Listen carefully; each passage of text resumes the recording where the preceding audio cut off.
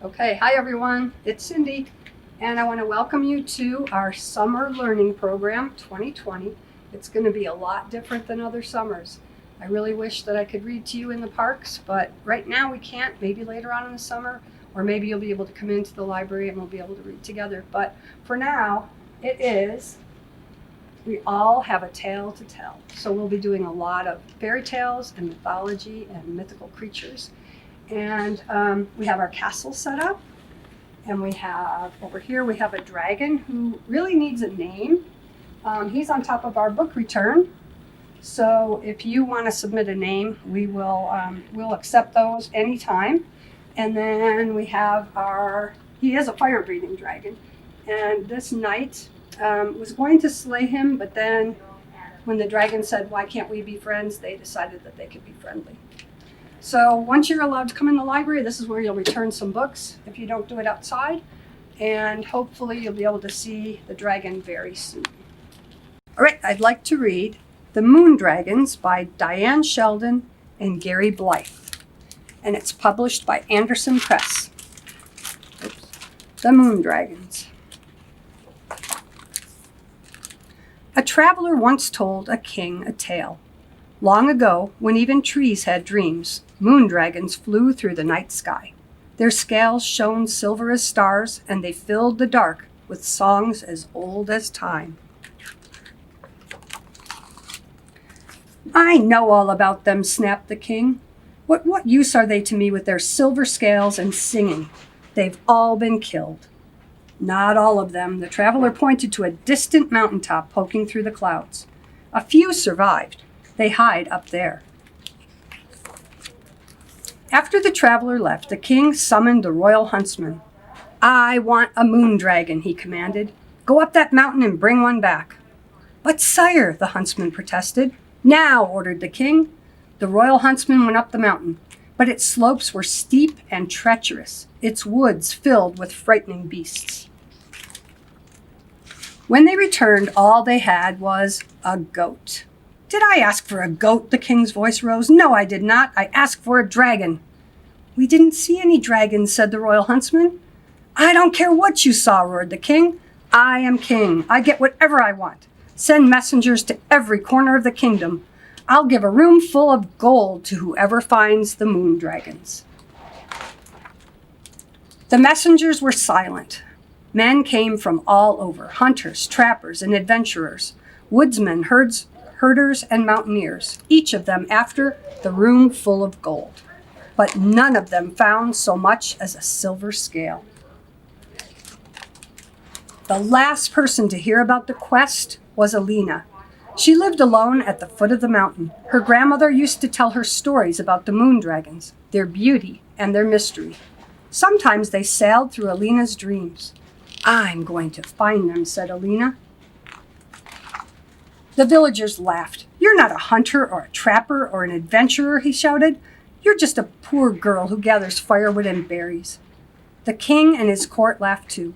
"You're not a woodsman or a herdsman or a mountaineer," howled the king. "You're just a child." "I'm still going to find the moon dragon," said Elina. Everyone might laugh, but Elina knew the mountain and its forests as well as any goat or deer. Up she went, singing a song that her grandmother had taught her. She was thinking not of the room full of gold, but of a time when even trees had dreams. At last, exhausted, she fell asleep in the hollow of a tree. A night as bright as day woke her. Elina listened, hearing a sound. Besides the sighing of the branches and the whispering of leaves. Slowly and quietly, Elina followed the sound to the top of the hill, and there, in the dale below, was a dance of dragons, shining pearl and silver in the soft lunar light. As Elina watched, first one, then another, rose into the air, graceful as clouds, their voices joined in song. Elina stood on the hilltop as if in a dream. Her heart beat with the singing of the dragons, her breath flowed with the rhythm of their wings. "Did you find the dragons?" the villagers asked when she returned. Elina stared back at the eager faces.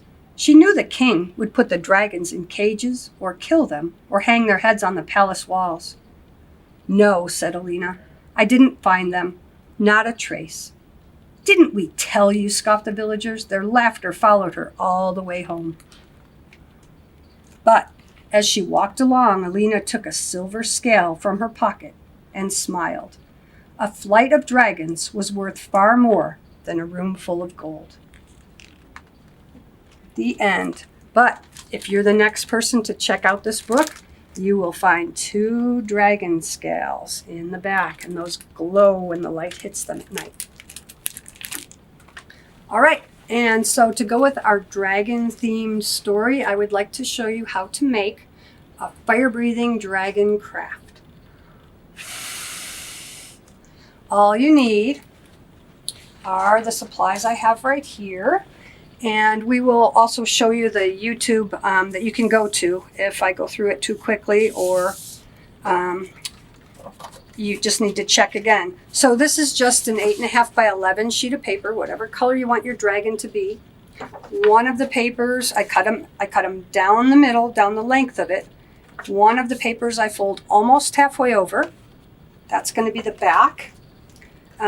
This is going to be the head, so you fold it a little more than halfway. Then this little flap you fold down, and then you fold this about halfway again. And when you put glue on the shortest little flap,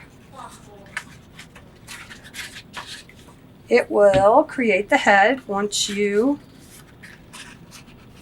attach it here. And of course, you're going to take your time, make sure it's stuck really well. Then you're going to put your eyes on here, and then fangs hanging down like this. So eyes, horns, fangs, and then the most fun part is the flame, and that is going to go underneath. So we're going to put some glue right here. Whoop. And put it underneath right there.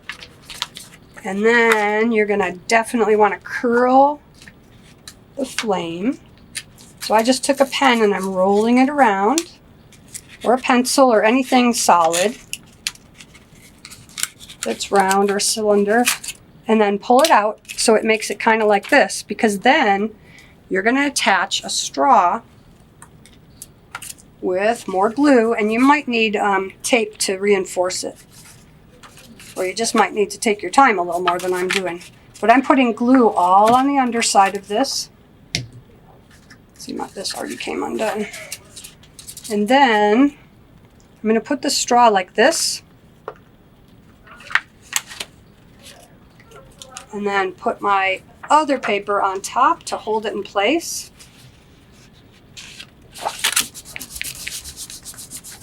That way, when I have my dragon and I blow through the straw, it will do this. And then to add more authenticity to your dragon, you can cut a square into 2 triangles and then attach them. And of course you can use a marker to add details to the body and to the wings, and draw nostrils on there so your fire breathes out better, and then blow through the straw, and you've got your fire-breathing dragon. Please send us pictures if you do make those.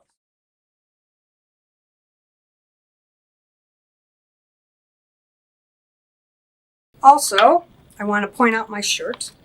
This has Nicey the Dragon on it, which is going to be 3D printed. And you will get a chance, if you do certain things up in the LTI, or either virtually or when you're allowed to come in eventually, or even by just sending pictures in, you can earn chances to win a 3D printed dragon. And I've heard it's pretty big. And so one lucky winner will get to do that. There's going to be all kinds of activities, so check out our summer learning program on our website and on Read Squared. Make sure you log your the minutes that you read and the quests that you accomplished. Read through everything so you know all the opportunities of things that there are to do.